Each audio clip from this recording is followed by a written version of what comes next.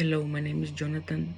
In this short video, I'm going to share how different psychological learning theories connect with my experience as a telesecundaria teacher. These theories have helped me understand my students better and find new ways to motivate and support them. Let's begin.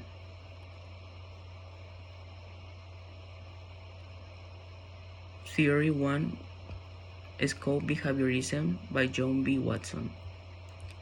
In telesecundaria, I can really see how behaviorism works.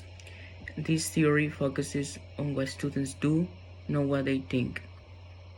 For example, when I give positive reinforcement like praise, points, or small rewards, my students feel motivated to participate and complete their work.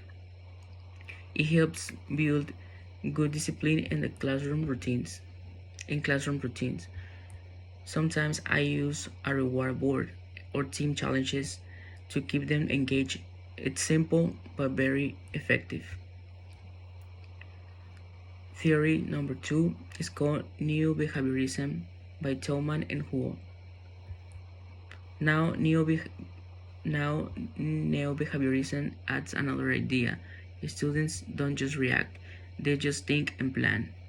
When I explain the purpose of an activity, they understand why it's important, and that improves their attitude.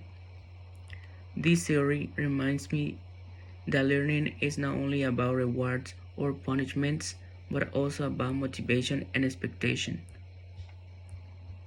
Number 3 is called Operant and Social Conditioning by B.F. Skinner.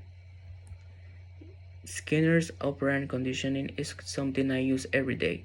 He said behavior depends on its consequences.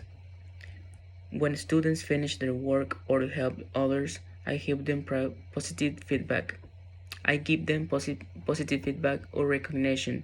They feel proud and want to repeat the behavior.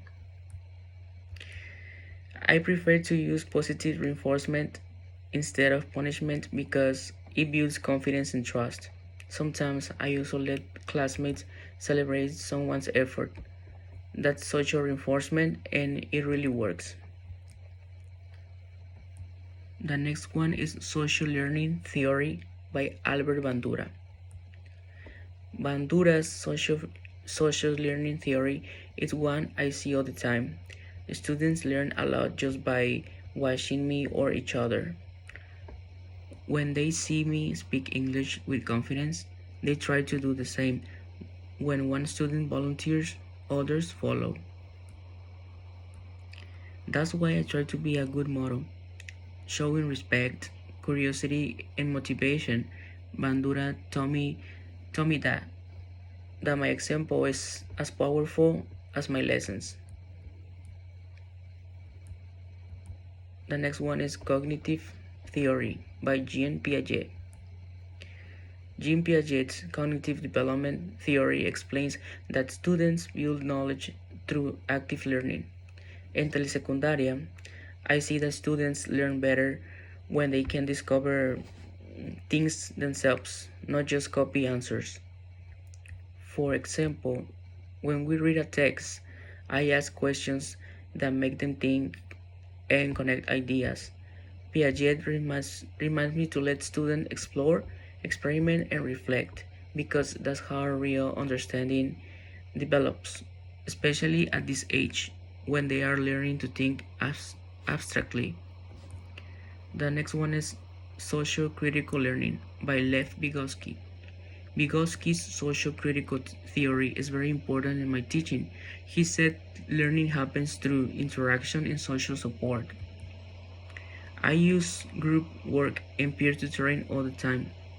Students help each other and I guide them step by step. What Vygotsky called the zone of proximal development. I've seen how teamwork helps shy students participate and how collaboration builds confidence and empathy in the classroom. The next one is Meaningful Learning by David Ausubel. Finally, Ausubel's meaningful learning theory reminds me that new knowledge connects best when it relates to what students already know. At the start of every lesson, I ask questions about their real experiences. For example, when we talk about the environment, I ask how pollution affects their community.